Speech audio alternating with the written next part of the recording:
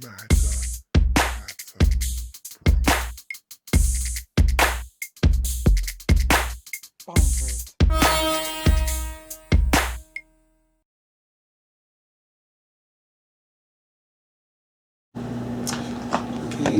Had a Pro. This is Rodney, aka RJ Arnold, and Carmel Farrell, and we're here at TME Recordings, aka Fred Silvervader, aka Fred Ones, with DJ Legendary Red Alert. What's the deal, sir? Sir, how you feeling? How's everything, man? Great, man. Ah, man, listen, man. Let's go. Yeah, let's go. Let's go. Red, this is an honor.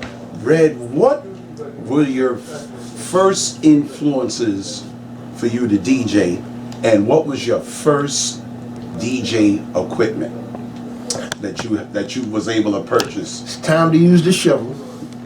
Let me see. I was influenced on both sides of the tunnel. I'm gonna tell you why I say that. During the time in the mid-70s, I was sneaking downtown to the discos. As I was sneaking down there in the discos, wearing my older brother clothes, trying to look like a grown-up, I would come in there, the fellas I was with, they were so amazed at the vibe that was going on as far as, not just the music, but the vibe, the girls, trying to sneak to the bar and get a drink. While they all doing that, I'm in the opposite direction, because what really got me influenced was the DJ. Before the DJ, my older brother had a large record collection, so I used to always stay in his record collection, listen to all different type of music, because in the household I grew up under my grandparents, there was a little bit of everything we listened to, from the funk and soul and the Caribbean, But I think that's what helped intrigue me to go ahead and start, paying attention when I was sneaking downtown to the clubs and I was watching the DJ. But that was like maybe after work Thursday and a Friday night. On a Saturday night, I got to learn about this gentleman that was up in the Bronx by the name of Kool Herc. Okay. And how I got to learn about Kool Herc, because I went to school up in the Bronx. I went to DeWitt Clinton High School.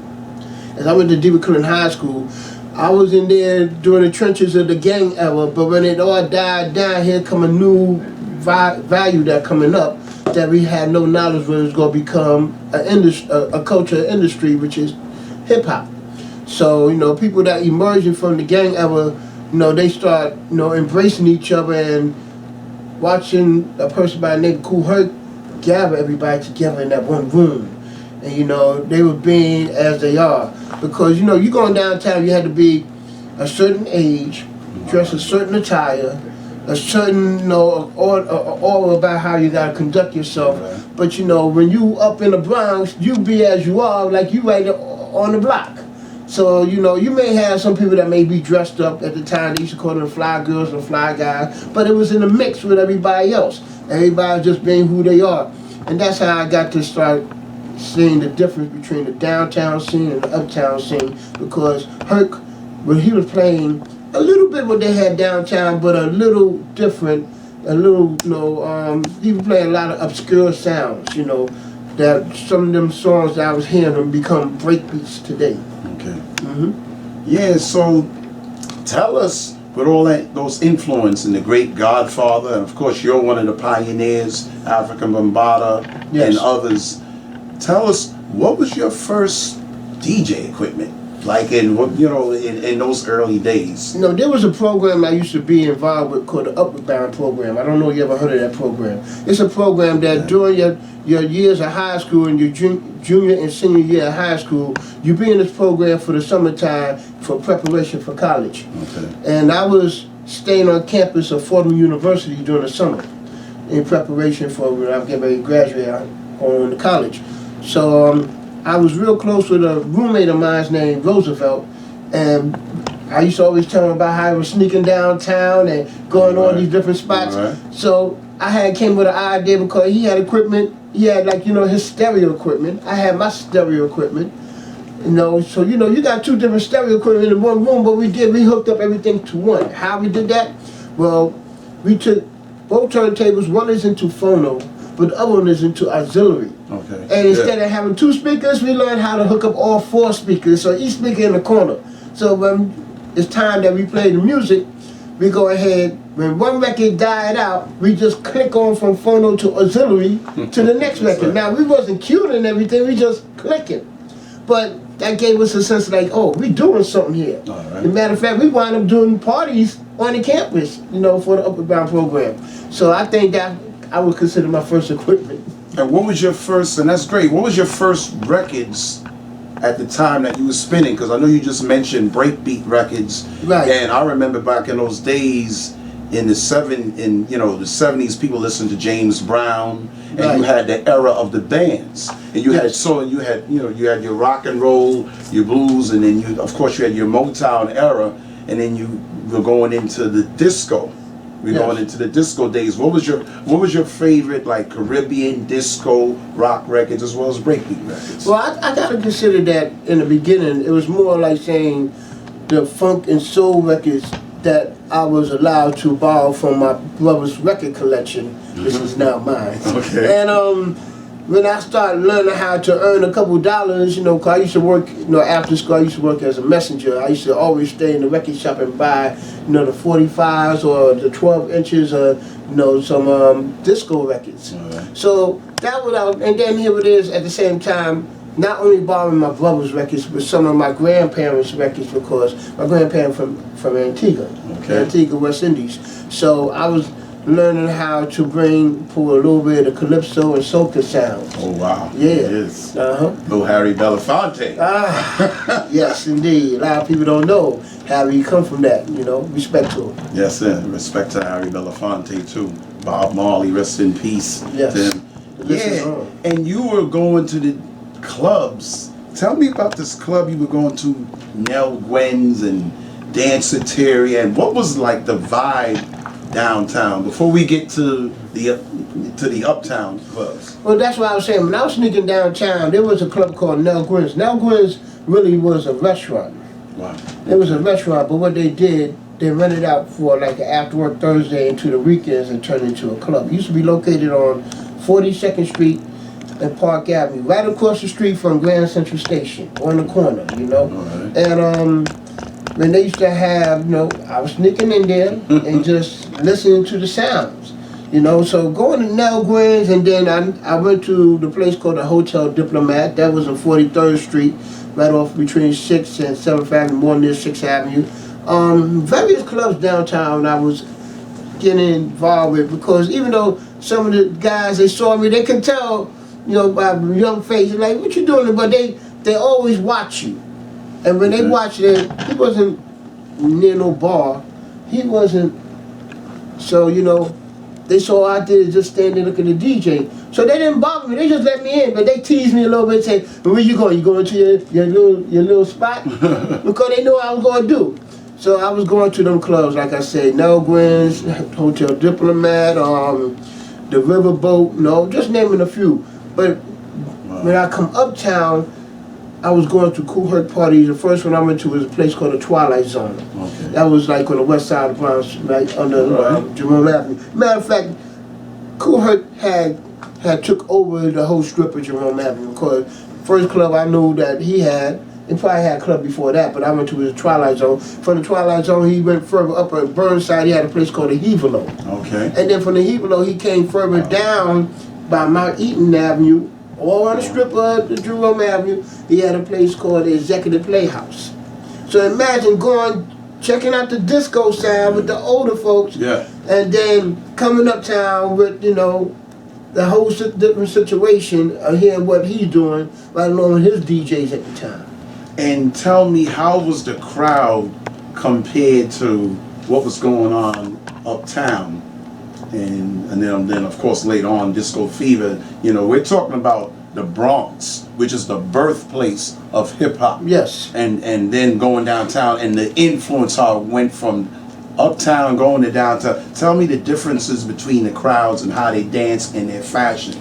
Once again, you're going downtown, you know, you had to, like I say, it would put me in a certain age, but I snuck in, but you had to have a certain dress code, you know, if it's a working audience, for how they conduct themselves going to work, being casual wear, or, you know, you want to be a little above that where you have a sport jacket on, open collar shirt, you know, have the hard boys on, you know. They have to have on decent pair of slacks, you know. So that's what was going on down there. The aura was like you come across each other in a mannerable way, in a respectful way. You know, people articulate you for how you conduct yourself, how you carry yourself, you know.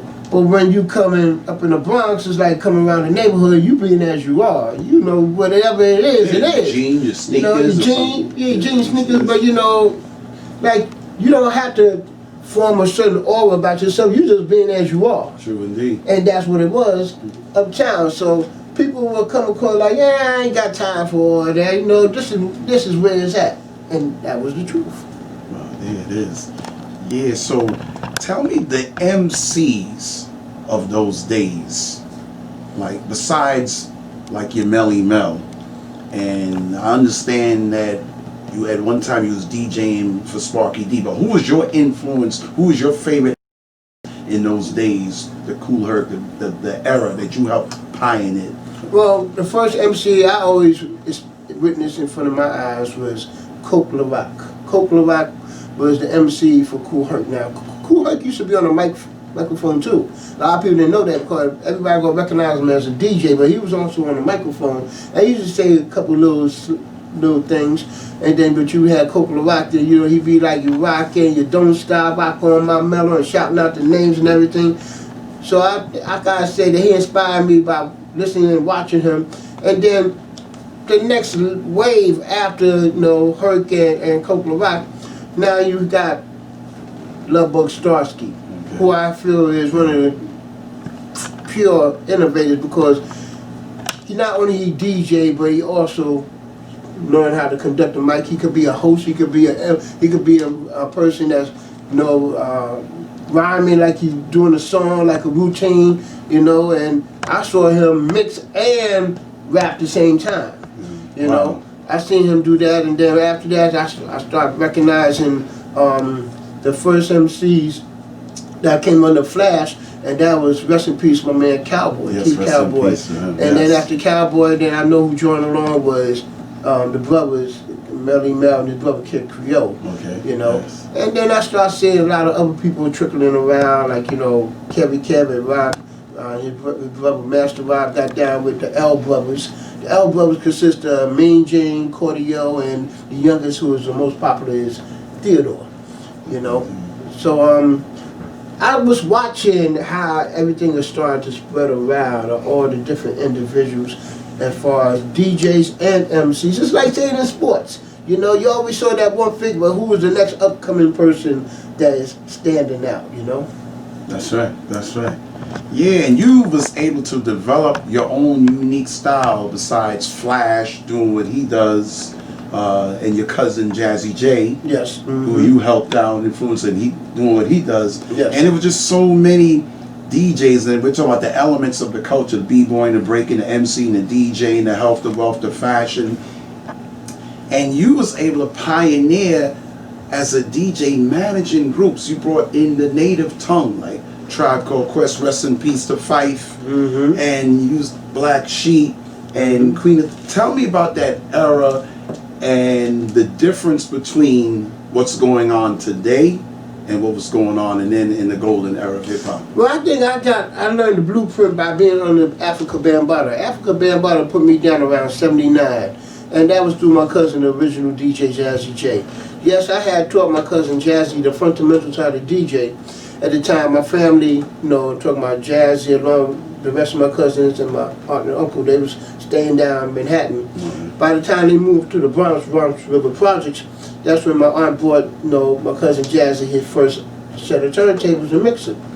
So when he was playing up there, he started making friends with some people. And the person that put him on first was, rest in peace, Disco King Mario. Okay. Mario put him on, even though he wasn't paying him, but he was helping Jazzy get some exposure. When Bambaataa acknowledged that Jazzy's over there, he said, yo, who this new kid that's down with, you know, Mario? Because, you know, at the time, you know, it was like no beef, but it was rivalries of who's better than who, you know, because you had Bam on one side, you had Mario on the other side, just like other different DJ crews, you know. So somebody say, yo, that's a new kid that just moving the party. He say, well, what are you doing over there with Mario? He's supposed to be with us. So that's when he went after my cousin. Before, you know, it was two other DJs before. That was a guy named Zombu and Sinbad. Okay. So one of them left and Jazzy came in. So when Jazzy came in, he went to Bam and said, yo, can you put my cousin down? And that's when they put me down. Now what I had did, along the way, like I mentioned some of the individuals just a minute ago, as far as the DJs as well as MCs, I took time and I listened and watched all these different DJs. I watched from Herc to Flash to AJ to Bambaataa to Mario to a guy named Smokey to the L Brothers, all three of them. I picked up a little bit of everything from everybody and learned how to mold into one for myself. So when I learned how to mold, it's like saying if a person is inspired by different basketball players and you learn this style, you mold yourself into one thing. How you want to be known, how you want to play, how you want to be portrayed. So that's one thing I learned. I studied all of them and I learned to mesh it together. Now, as I got down with Bam, what I also learned the blueprint of how Bam was handling the almighty universal Zulu nation. Right. Because, you know, a lot of people didn't know that it was an army. When I say an army, oh my God. You know, and I just saw how he handled the situation, you know. He's a leader. Right. We all look up to him. We respect him for how he was shaking and moving and having everybody follow him, you know. He had one time, a lot of people didn't know, but one time it was 10 MCs. Okay, wow. Yeah, 10 MCs, but what he had did along the way, he broke it down and made different groups.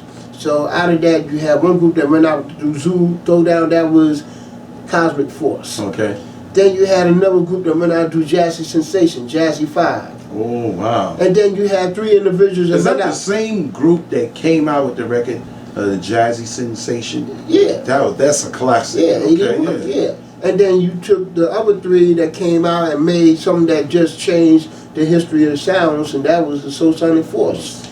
Planet Rock. So when I was seeing how he was shaking and moving, and as I'm visioning being a part of it, by the time I got my chance to expand myself, getting involved with radio, getting in conjunction with different people in the business, and setting up, I learned to start forming my own company. Because I watched that man, what he did. That man was watching a person such as George Clinton, what he was doing. When George Clinton was having parliaments, Funkadelics, yes, you know, the Parlettes, Brides of Frankenstein. He had different, so that's what he was doing. So I started looking upon who is it that I can bring in, starting with my nephew and his friends, the Jungle Brothers. And from there on, they was being affiliated with people that was, you know, coming at the same time as them. Even they went to school, they had the same vibe. At the same token time, I was on the side, I was involved with Boogie Down Production. So I always learned how to connect the dots. And once again, all this watching Bambaataa. Wow. Pioneer, Godfather. Yeah, and you were able to bring the native tone in those groups together, you know, because I remember going to a lot of the shows and being involved with Tribe Called Quest years ago, yes, especially when they put out the Midnight Marauder album. Yes. And you was able to pioneer and get those groups. I understand Mike G is actually that's my sister's son. That's my nephew, right? Mm-hmm. You know, and what would you say now, like because you got into Kiss FM, and before that you had WHBI, you had Mr. Magic, you had Awesome too. Mm-hmm. You know, shout out to all of them. Rest in peace, Mr. Magic. How was you able to keep, you know, the wars that you have, Mr. Magic, just civil, not not out of hand? You was able to keep that, and also tell us what are you currently doing right now? Well, respect to Super Rock and Mr. Magic, because he opened doors for people like me to be involved with radio. You know, when he started doing WHBI, which was an independent radio station, you had to pay for airtime. True. You know, and he was the one that started introducing rap music on the radio. So later on, he got picked up by BLS. the competitive station 98.7 Kiss FM had interest. So who they went after first? They went to Step in the Band Bottom Club. By that time, we have arrived. We was doing well. Planet Rock is out. Open the doors for everybody to be aware who the Zoo Nation was. We downtown were in the biggest spots ever. The Roxy, where we was averaging 3,500 people every Friday. So they stepped the band and said, yo, we want to incorporate what you doing along what we doing. Because they had called the Kiss Master Mixes, where they had different DJs such as Shep Pettibone, you had Jelly Bean Benitez, the list is long, Junior Fastquest. So they want to incorporate the sounds what we was bringing from the streets. You know, not just the raps, but the hip hop sound. Okay. So they went after first Islam. He filled a couple of appointments. After that, they went after my cousin Jazzy. Jazzy did it for like maybe a couple months, but even though they didn't pay him, they helped expose him where he was getting gigs and getting studio work. So he let it go. So they came after me, and that was October '83. Wow. I learned the fundamentals. Laid it down, 3 months, no pay, but opened the doors for me, and I just kept going from there on.